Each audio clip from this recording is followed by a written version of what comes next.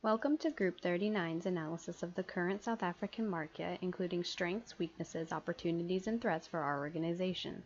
Since we're determining whether or not to invest in this country, we felt a thorough PESTEL analysis would assist in our decision-making. South Africa is the southernmost country on the continent of Africa and is in the subtropical zone. It is the meeting place of the Atlantic and Indian Oceans and boasts more than 1,600 miles of coastline. The climate and topography of South Africa varies from the coasts inland to the Great Escarpment to the central plateau that covers the interior of the country. South Africa's beauty is not only in its land but also its wide and varied people. The varied cultures, languages, tribes, and religions contributed to its famous apartheid history, but since 1994 the cultures of South Africa have persevered and now work toward a brighter future for their nation. The population of South Africa as of mid-2016 estimates is 55.91 million, with 49% male and 51% female. South Africa is the only country in the world that has 3 capitals. Pretoria is the administrative capital and houses the executive branch of government. Pretoria is also the home of several universities as well as government research facilities. Bloemfontein, popularly known as the City of Roses, is the judicial capital of South Africa.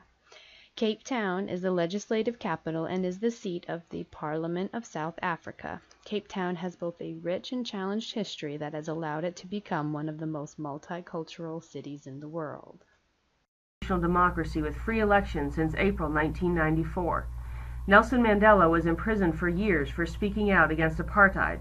He was released from prison and became the leader of the African National Congress and South Africa's first post-apartheid president. South Africa has 3 levels of government: national, provincial, and local. National government is divided into 3 branches: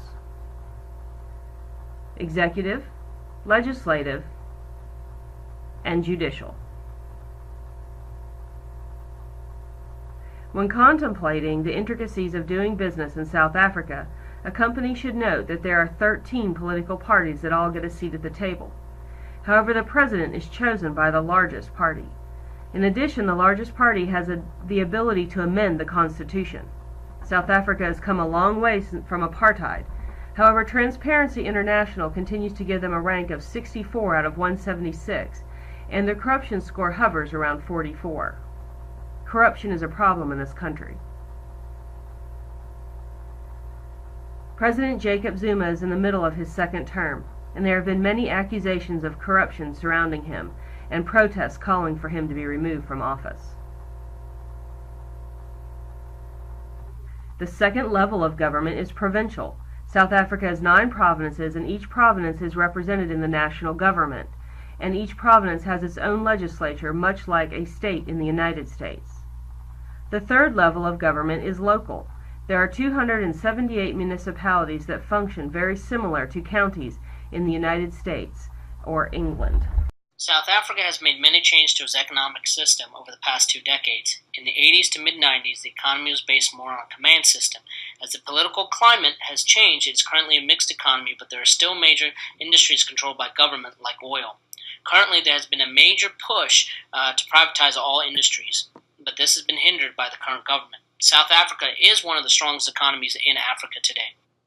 Economic growth, measured by the annual GDP, has shown very little progress over the past 2 to 3 years. In the early 2000s, South Africa was seeing large growth in the area of 5%, but took a huge drop in the economic crisis of 2008. There has been a rebound over the past couple of years, but once again has slowed. GDP growth in 2015 was only 1.26%.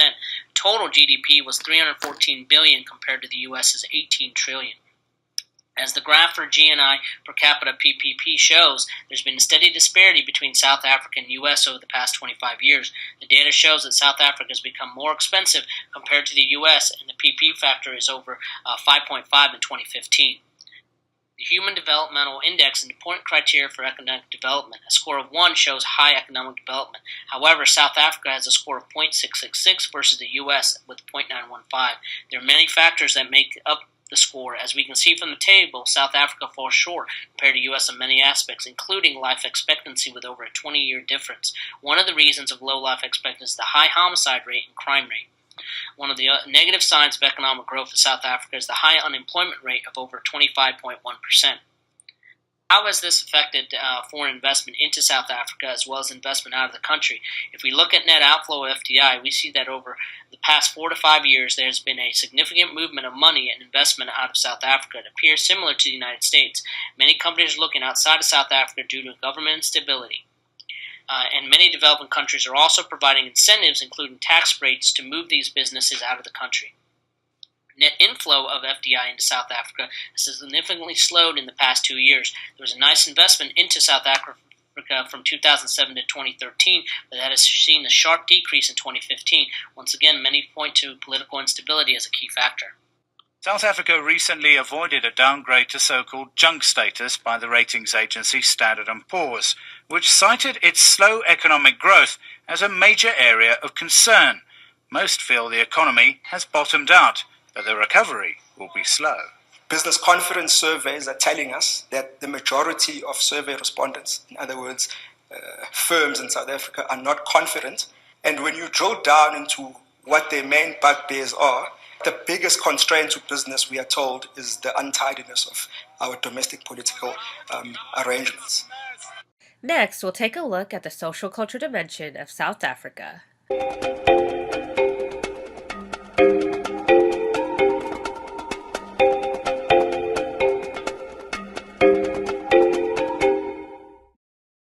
South Africa is comprised of many languages and dialects. Its primary language is Afrikaans, derived from Dutch Protestant settlers in the 18th century.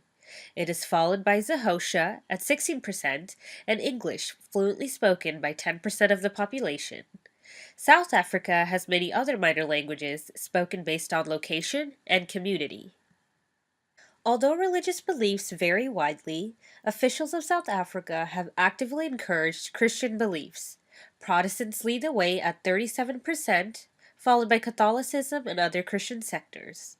Islam is also a predominant religion in South Africa, and believers are primarily located in cities of Cape Town, Durban, and Johannesburg. Next, we'll take a look at Hofstede's cultural dimensions of South Africa. Looking at the Hofstede Index comparison between South Africa and the United States, we are able to see a close similarity in many categories, such as masculinity, uncertainty and avoidance, and indulgence. Although both countries have scored relatively low in the pragmatism or long-term versus short-term orientation dimension, we can see that South Africa, a country holding to tradition, is more open to changes in the environment in preparation for the future compared to the USA. South Africa is comprised of many different religions and ethnicities, which is reflected in its individualism score of 65. This suggests that its social framework is more loosely knit, and individuals are more concerned about their own surroundings. However, South Africa does score less than the USA at 91, showing that some collective thought continues to exist in the country. South Africa's power distance score of 49 suggests that hierarchical order continues to exist in its society, and subordinates are expected to do as they are told by their respective superiors. According to the Human Development Index, South Africa ranks at 116 in the world with an index score of 0.666 versus the USA at 8 and a score of 0.915. South Africa's life expectancy falls at 57.4, a relatively low score compared to the world's average of 71 years. USA's life expectancy falls at 79.1, exceeding the average. Although education levels in South Africa do not match up to those of the United States, there has been steady growth. The average years of schooling is 13.6 years, and the adult literacy rate stands at 93.7%. Nonetheless, the high school dropout rate continues to exist at 23% due to poverty and lack of support. South Africa uses a significant percentage of its GDP on education. However, sufficient resources are still lacking as teachers are taking on an average of 28 students per class. Let's take a look at technological development.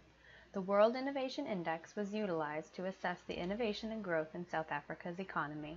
While South Africa is ranked 54th overall, it is a leader in sub-Saharan Africa with the second seed. There are many innovations that have already come out of Africa, including the world's first heart transplant in 1967, the patented Smart Lock safety syringe that has likely saved millions of lives from accidental needle sticks, the Delos that breaks up coastal wave action, and finally the creepy crawly that was the world's first pool vacuum. In 2012 to 2013, South Africa spent 0.76% of its GDP on research and development. That investment was split between 5 R&D performing sectors. Higher education received the largest increase in R&D expenditure, a 5.9% bump this last reporting period. In 2008, South Africa launched their 10-year innovation plan that will span until 2018, demonstrating their commitment to keeping South Africa a competitive nation. Patents over time is another measure we analyzed. We found that while the number of patents in South Africa by both residents and non-residents is increasing, it is nowhere near the level of the United States. We will now turn our attention to the environment. Yale's Environmental Performance Index was utilized to assess the current situation of ecosystem vitality and environmental health in South Africa compared to the United States. Out of 180 countries, South Africa ranks 81st. The overall score demonstrates that there is some challenges still with environmental protection and maintenance. However, their trend for the past 15 years has been continual improvement, which mirrors the trend line of the United States.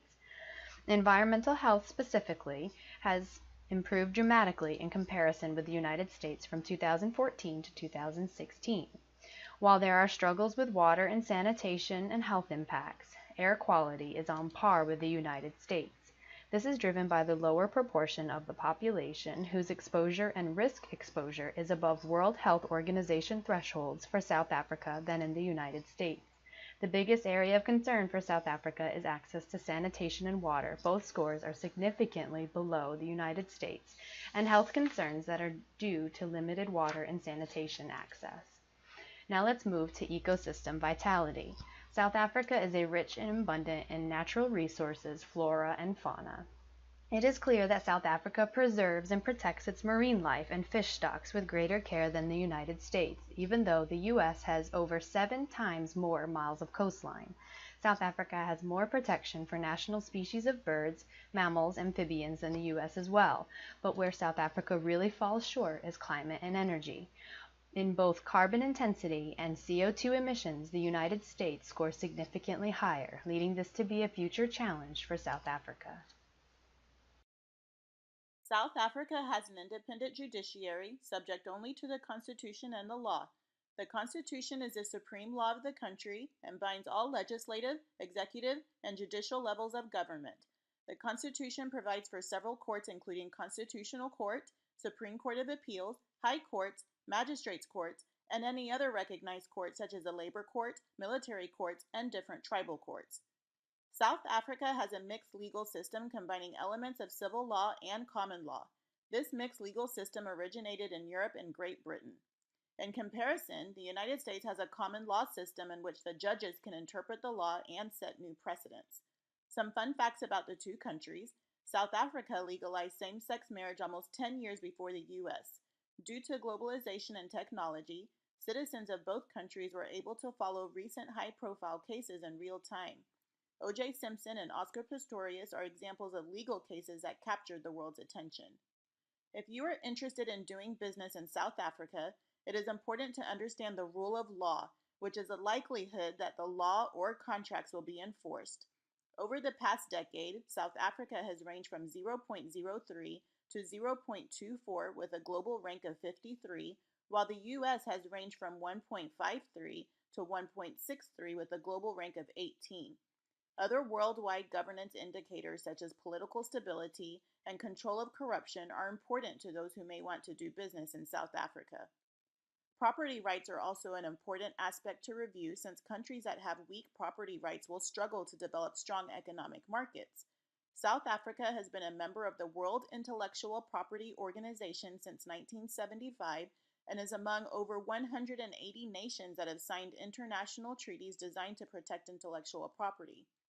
Although the U.S. is ranked first worldwide, South Africa remains the first ranked among those countries in the African region in terms of protecting intellectual property and is ranked 20th overall. It is imperative to review the SWOT analysis to review what makes this country unique. Strengths include the fact that the country is a democratic nation, has made efforts at increasing women in government roles, and has free trade agreements with other African nations. Weaknesses include the apartheid history, as well as high unemployment and crime rates. Opportunities include a prime coastal location with large port cities and an active tourism sector. Lack of strong property rights protection remains an important threat. We hope that the information presented will assist you in your decision-making process regarding conducting business in South Africa.